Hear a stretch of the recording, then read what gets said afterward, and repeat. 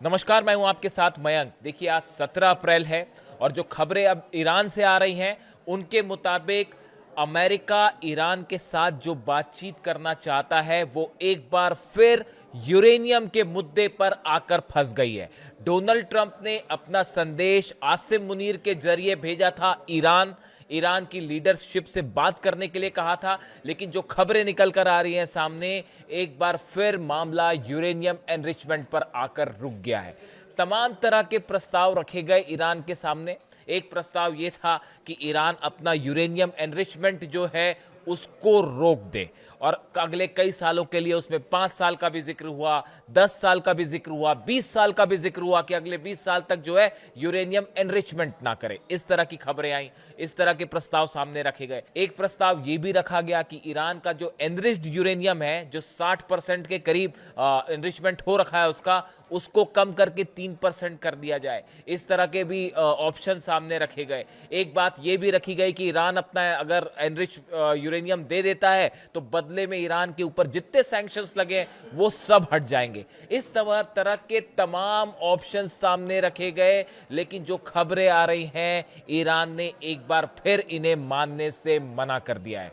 देखिए, मैं 2 लोगों का जिक्र करना चाहता हूं जो कि ईरान में बेहद प्रभावशाली पदों पर हैं और बताया जा रहा है कि ये दोनों नहीं चाहते कि किसी भी तरह से अमेरिका से बातचीत की जाए।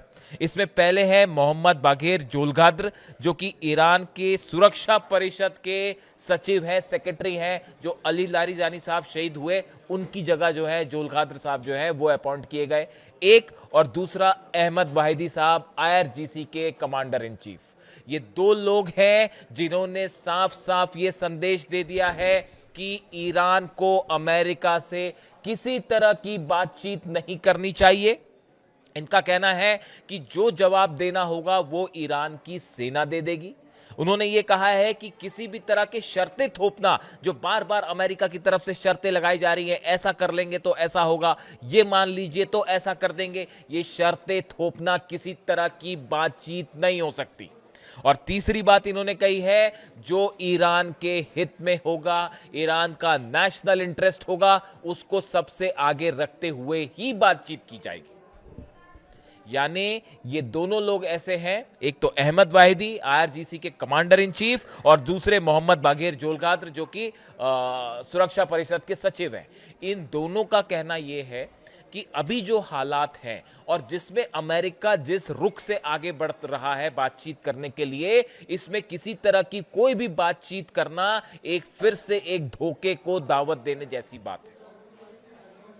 देखिए, ईरान में इस तरह की खबरें भी आई ईरान से कि ईरान में 2 तरह के पॉइंट ऑफ व्यू हैं। एक, कुछ लीडरशिप शायद ये चाहती है कि बातचीत की जाए अमेरिका से और एक डील की तरफ संभावना बनाई जाए, जबकि ये दोनों जो हैं, इन दोनों कमांडर्स का कहना ऐसा है कि किसी भी सूरत में बात नहीं होनी चाहिए। अब देखिए, गौर करने वाली बात है कि ये दोनों ही लोग, अगर हम बात करें अहमद वाहिदी साहब से की बात की जाए या मोहम्मद बाघेर जोलगाद्र हैं, इनकी बात की जाए, ये दोनों IRGC से जुड़े हैं, ईरान की सेना से जुड़े रहे हैं। ये खामेनेई साहब के पुराने उन सहयोगियों में शामिल हैं जिन्होंने इस्लामिक क्रांति के बाद से अली खामेनेई साहब के साथ मिलकर लगातार ग्राउंड पर लंबे समय तक काम किया है। चाहे इराक के साथ जंग हो, चाहे जिस भी तरह के ईरान ने ऑपरेशंस किए हैं, सेना ने जो बड़े कदम उठाए हैं, खामेनेई साहब की तरफ से सेना को जो आदेश दिए गए, इन सब में इन दोनों की ही बेहद अहम भूमिका रही है और दोनों उस इस्लामिक स्कूल से जुड़े हुए हैं जो खामेनेई साहब ने डेवलप किया। इसीलिए इनको खामेनेई साहब के 2 शेर भी कहा जाता है और ये बात अमेरिका तक पहुंच चुकी है। डोनाल्ड ट्रंप को ये बात समझ आ चुकी है कि जब तक ये दोनों लोग यहां पर हैं, तब तक किसी भी तरह का छल नहीं किया जा सकता ईरान के साथ। देखिए, एक तरफ ईरान और अमेरिका के बीच सीज फायर का वक्त खत्म होने वाला है 21 अप्रैल को, लेकिन इसी बीच नया डेवलपमेंट हुआ है। लेबनान और इजराइल के बीच सीज फायर हो गया है। इजराइल की तरफ से ये अनाउंसमेंट किया गया और जो बयान सामने आ रहे हैं उसके मुताबिक जल्द ही नेतन्याहू अमेरिका भी जा सकते हैं, लेबनान के राष्ट्रपति भी अमेरिका जा सकते हैं और वहां दोनों की मुलाकात हो सकती है। ईरान की तरफ से कहा गया है कि लेबनान अपने सीज फायर की शर्तों पर कायम रहेगा, वो उसे तोड़ेगा नहीं। ऐसे में अब देखना है कि क्या लेबनान और इजराइल के बीच जो हमले हो रहे थे क्या वो रुक जाएंगे, ये बड़ी ही गौर करने वाली बात होगी। इसके अलावा डोनाल्ड ट्रंप भी ये कह रहे हैं कि अगर जरूरत पड़ी तो वो भी पाकिस्तान जा सकते हैं। देखिए, मैं आपको फिर से याद दिलाऊं, मैं पिछले वीडियो में बता चुका हूं, अमेरिका की तरफ से बयान आना कि जो डेलीगेशन बात करने आए उसको पूरा अधिकार होना चाहिए फैसले लेने का। ये बात जब अमेरिका की तरफ से कही गई उसका मतलब ही यही था कि वो अब इस बात को समझ चुके हैं कि अब फैसला ईरान की सेना करेगी।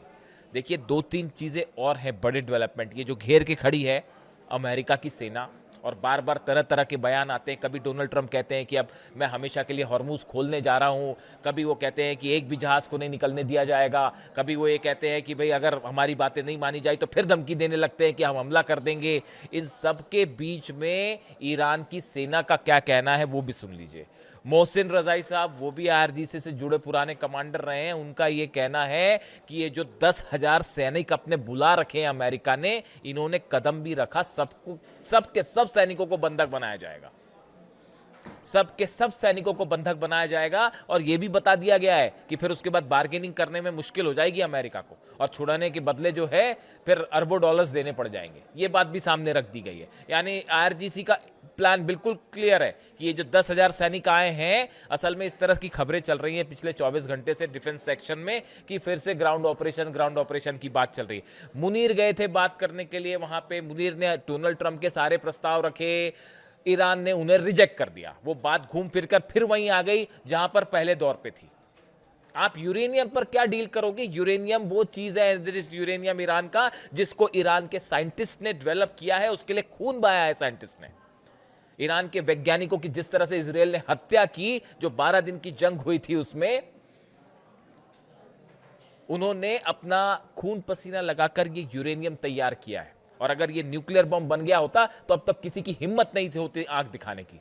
वो जैसे नॉर्थ कोरिया के पास है, नॉर्थ कोरिया पर हमला करके दिखाएं, अब तक किम जोंग उन आदि निपटा चुके होते। इजराइल तो पता नहीं कहां चला गया होता, नक्शे से खत्म हो गया होता। वो तो किम जोंग उन पिछली बार ही कह रहे थे कि मेरी तो एक ही मिसाइल काफी है पूरे इजराइल को नक्शे से मिटाने के लिए। देखिए, अली अब्दुल्लाई हैं, the commander of Iran joint military command, इनकी तरफ से एक बयान आया है। इनका कहना ऐसा है, Ali Abdullah, the commander of Iran's joint military command, has also threatened to halt trade in the region if the US does not lift its blockade. इनका कहना यह है कि अगर अमेरिका ये जो घेर के बैठा है अपना ब्लॉकेड नहीं अपना हटाता है इसको हॉर्मुज से, हम पूरे अरब में व्यापार को रोक देंगे। इनकी तरफ से बयान आया है। He warned that Iran would retaliate by blocking trade through the Red Sea along with the Gulf and the Sea of Oman. उनका कहना ऐसा है कि अगर अमेरिका की ये जो नेवी इस तरह से खड़ी रही 16 जहाज लेके और तमाम डिस्ट्रॉयर्स लेकर, तो फिर ओमान की खाड़ी में कोई व्यापार नहीं होने दिया जाएगा, और इसके साथ ही बाब अल मंदेब को बंद कर दिया जाएगा, जो कि फारस की खाड़ी और ओमान की खाड़ी पूरी तरह से बंद कर देगा। अगर बाब अल मंदेब बंद हो जाता है तो फिर आप ये समझिए कि हॉर्मुज वाला तेल पूरा बंद है 20 से 25%, और उसके बाद 10% आप और जोड़ लीजिए, मतलब पूरी दुनिया का 35% तेल का व्यापार ही बंद हो जाएगा।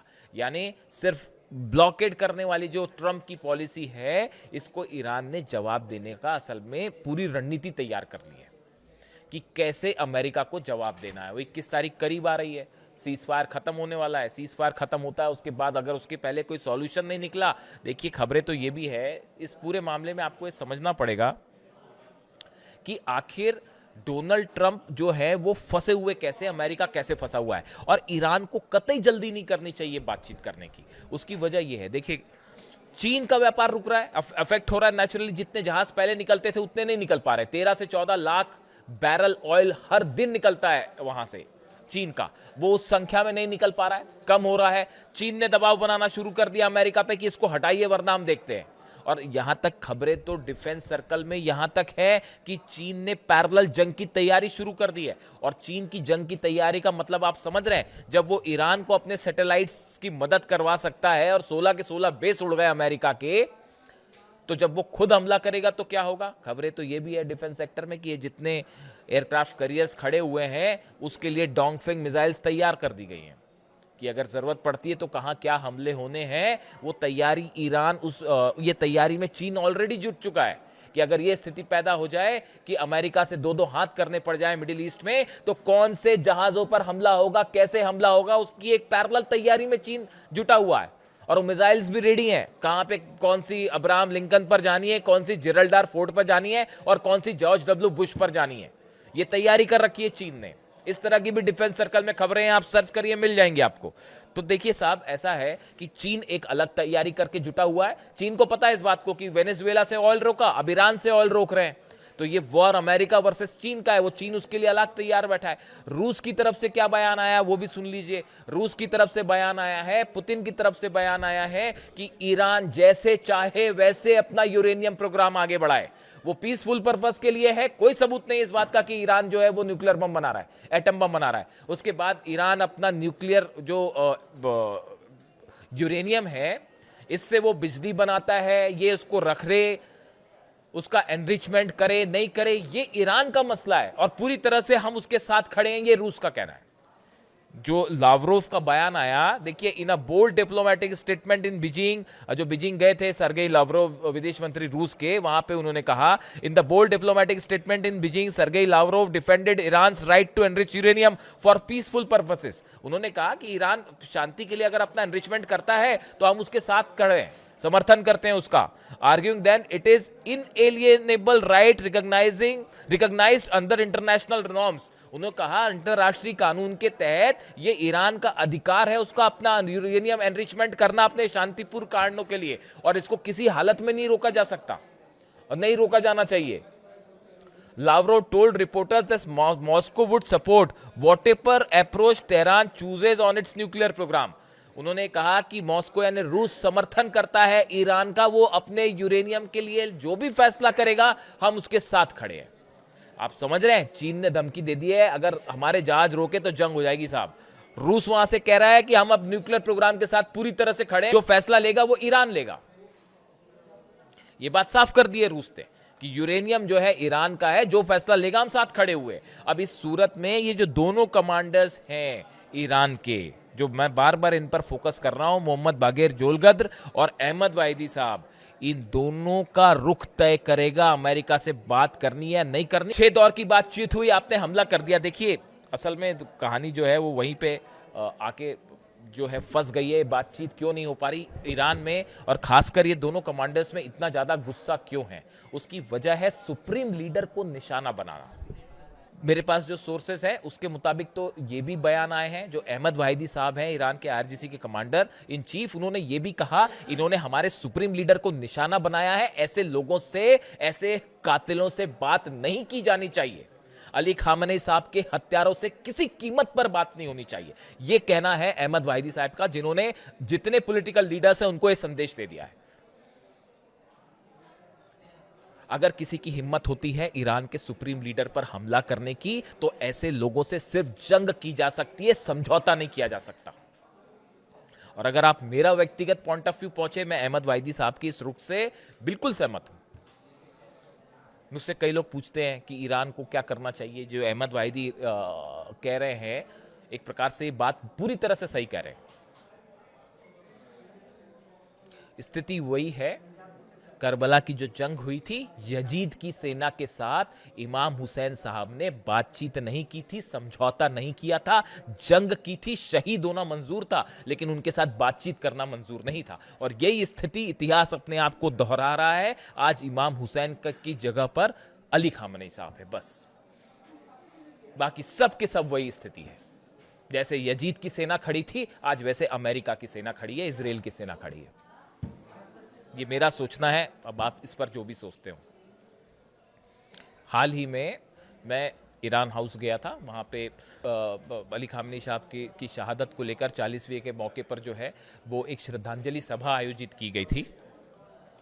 उस सभा पे मैं जब वहाँ गया तो वहाँ की जो तस्वीरें थी वो मैं कभी नहीं भूल पाऊंगा। वहाँ पे कम से कम 1000 मुस्लिम बहनें आई हुई थी, अली खामनी साहब को श्रद्धांजलि देने के लिए, और वो सब की सब मुस्लिम बहनों के आंखों में आंसू रुकने का नाम नहीं ले रहे थे। ये आंसुओं में अली खामनी साहब जिंदा हैं। वहां पे हजारों की संख्या में युवा मौजूद थे जो जितनी बार नारे लगते वो कहते लब्बैक या हुसैन या अली खामनी साहब जिंदाबाद के नारे लगा रहे थे। उनके आक्रोश में अली खामनी साहब जिंदा है। वहां छोटे छोटे बच्चे बैठे हुए थे जो तस्वीरें अपने सीने से लगा के बैठे हुए थे। देखिए, दिल्ली के ईरान हाउस में मौजूद हर शख्स के मन में सिर्फ एक सवाल था, सिर्फ एक गुस्सा था कि आखिर सुप्रीम लीडर अली खामनी साहब को निशाना क्यों बनाया गया, उनका असैसिनेशन क्यों किया गया। हर शख्स के मन में आक्रोश था, हर शख्स की आंख में जो है वो आंसू थे।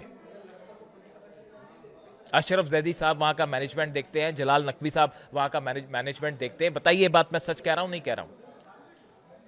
सुप्रीम लीडर के जो प्रतिनिधि हैं भारत में, उनसे लेकर एम्बेसडर तक जितने लोग थे सबकी आंखों में आंसू थे। हर शख्स वहां विचलित था। और ये हालात सिर्फ दिल्ली के नहीं है, पूरे दुनिया में करोड़ों ऐसे मुस्लिम भाई हैं जिनके मन में सवाल है। और सिर्फ मुस्लिम ही नहीं, आप देखिए, चाहे हिंदू हो चाहे क्रिश्चियन हो, पूरी दुनिया इस बात को समझ रही है कि किस तरह से असैसिनेट किया गया, जिस तरह से। इससे बड़ी गलत घटना इतिहास की और कोई नहीं हो सकती।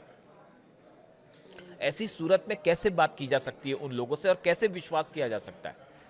हकीकत यह है कि डोनाल्ड ट्रंप के पास, अमेरिका के पास इस डील को लेकर कोई प्लान नहीं है, ना ही इस ब्लॉकेड को कंटिन्यू करने की स्थिति में भी नहीं है। आप समझिए इस बात को, मैं बार बार ये क्यों कह रहा हूं। देखिए, ईरान इस जंग में जीता है, इस जंग में ईरान ने जीत हासिल की है। सारे बेस तबाह हैं, अमेरिका के डिफेंस सिस्टम तबाह है। सऊदी अरब तक ये कह रहा है कि हम कैसे भरोसा करें अमेरिका पर, वो तो हमारी रक्षा ही नहीं कर पाया। अब ये सऊदी अरब देशों का ये सोच बन गई है। ब्लॉकेड ज्यादा दिन कंटिन्यू करने की हालत में तो डोनाल्ड ट्रंप वैसे खुद ही नहीं है। और ईरान का जहां तक सवाल है, ईरान पर सालों से, 40 साल से प्रतिबंध लगे हुए हैं। कुछ समय और प्रतिबंध रह जाएगा, उससे कुछ नहीं होगा। और हमला करना है, अगर हमला करेंगे तो उसके बाद ईरान की सेना पिछली बार से ज्यादा बड़ा जवाब देने के लिए तैयार है। जितने मिसाइल लॉन्चेस तबाह हुए थे वो फिर से बनने शुरू हो गए, आधे से ज्यादा तो रिपेयर भी हो चुके हैं।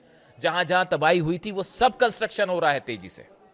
यानी डोनाल्ड ट्रंप और अमेरिका, ये जो बातचीत के नाम पर शर्तें रखना और इस तरह की जो बातें हैं, ये चलने वाली नहीं है। अगर हमलों की आप बात करें, पिछले 12 से 24 घंटे में किरियत शिमोना में इजराइल में जबरदस्त हमले हुए हैं हिजबुल्लाह की तरफ से। और सबसे बड़ी बात यह कि तो अब तो तोप से भी हमले हुए हैं, जो शेल्स गिरे हैं इजराइल में कई जगह से नुकसान की खबरें आ रही हैं।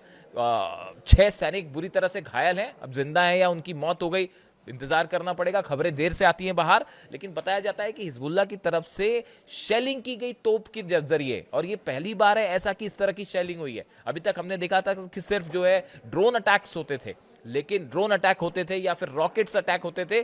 पहली बार ऐसा है कि तोप से इजराइल पर हमला किया गया। और वहीं दक्षिणी लेबनान में इजराइल ने जो है लगातार हमले कर रहा है, वो तस्वीरें उनकी भी सामने आई है। इस सूरत में देखिए, इजराइल और लेबनान के बीच में जो जंग है वो तो जारी ही है। और जिस तरह से इजराइल की सेनाएं दावे कर रही है कि वो लेबनान में एक बफर जोन जो है उस पर कब्जा करके परमानेंटली वहां अपनी सेना को काबिज करना चाहती है। इस तरह की पॉलिसी के साथ नेतन्याहू आगे बढ़ रहे हैं। नेतन्याहू वाला जो एंगल है, आप देखिए, क्या नेतन्याहू इस बात के लिए मान जाएंगे अगर बातचीत होती है कि ईरान की मिसाइल्स जो है, ईरान अपनी मिसाइल्स पर कोई बात नहीं करेगा? क्या नेतन्याहू को यह बात मंजूर होगी? कतई मंजूर नहीं होगी। तो फिर नेतन्याहू हमेशा ये चाहेंगे कि अगर सीज फायर होता है तो वो सीज फायर टूट जाए, किसी तरह की बातचीत ना हो। ऐसी स्थिति में कोई बातचीत वाली स्थिति सफल हो ही नहीं सकती। तो फिलहाल हालात ये हैं कि अमेरिका, रूस, चीन, ईरान, इन तीनों के बनाए चक्रव्यूह में फंस चुका है। बाहर आने के लिए छटपटा रहे हैं डोनाल्ड ट्रंप। और ऐसे में ईरान को किसी भी तरह से बातचीत की या किसी भी तरह की शर्तों को मानने की गलती बिल्कुल नहीं करनी चाहिए। मेरा पॉइंट ऑफ व्यू है। आपकी क्या राय है?